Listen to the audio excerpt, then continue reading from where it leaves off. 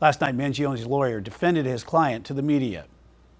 You have to have some evidence, all right? So, we got it. Like I said, you can look on this table, and here's all the evidence I have right here. Zoom in. I suppose you want to. Nothing. I've seen nothing.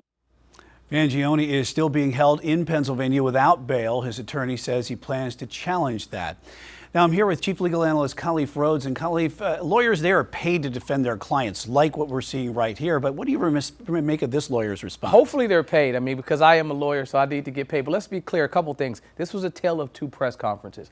First of all, I think he did an excellent job laying out the standard, the foundation, which is everyone is presumed innocent until proven guilty in this country. And he said something like, you wouldn't expect anything less. If you were charged with this type of crime or any crime, you would want to ensure that you were given your day in court. Absolutely love it. But this press conference was maybe 16 to 18 minutes. Most of it was him just, showboating for the cameras. And let's be clear, he only represents him currently in Pennsylvania. I don't even see that he's licensed in New York. So even though he was having a conversation about the homicide, that's why they were talking to him, he's only charged in Pennsylvania with the false ID, with the possession of the firearm. So those are smaller level charges, but he spoke like a seasoned professional, someone that's been practicing, as he said, for 41 years. But make no mistake about it, there was 90% grandstanding, 10% of it was legal work, laying the foundation for why his client should not be extradited and why he believes there's no case. But he's talking about no case for the Pennsylvania case, right, not for New York. Despite the evidence that we just saw that came out today, which was released earlier. Right now, Mangione is only being charged with second-degree murder. Why not first? Excellent question, Brian. You're on the roll. So New York is, in New York, California, those places have decided to kind of be different than other states.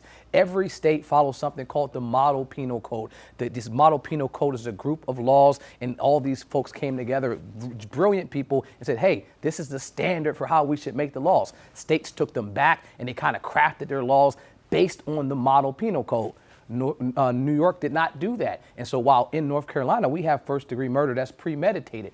In New York, their first-degree murder is totally different. First-degree murder in New York is if you're attempting to kill a law enforcement officer, if you're attempting to kill a judge, if you're torturing someone, if you've done some type of mass shooting. It's mostly for those types of crimes. It doesn't have any mention of premeditation in their first degree. Their second degree would be equivalent to our first degree, but it's not the same. And so even though on his face it's like you would think premeditated, this would fall in North Carolina under first degree. In New York, not the case. There was a reward for information that could find the killer of CEO, the suspect in the Brian Thompson killing, but that was $60,000.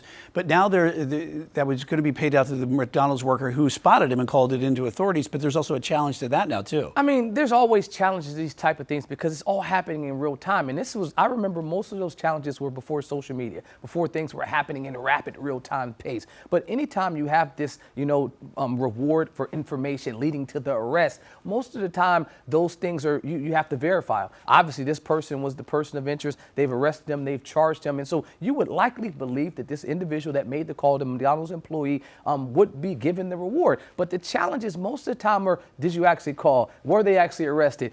This the right person? It seems like all those boxes would be checked. So it seems like they'd be justified to get it. And you don't want to have the negative impact of not giving a reward, because now you're saying if you see something, you won't call and tell it. You can say, hey, I know the last person you didn't pay, so I'm not going to do it. And you don't want that to be the story right now. You want it to be about the capture of a suspect, possibly linked to the case right 100%. now. All right. Chief Legal Analyst Khalif Rhodes, thanks.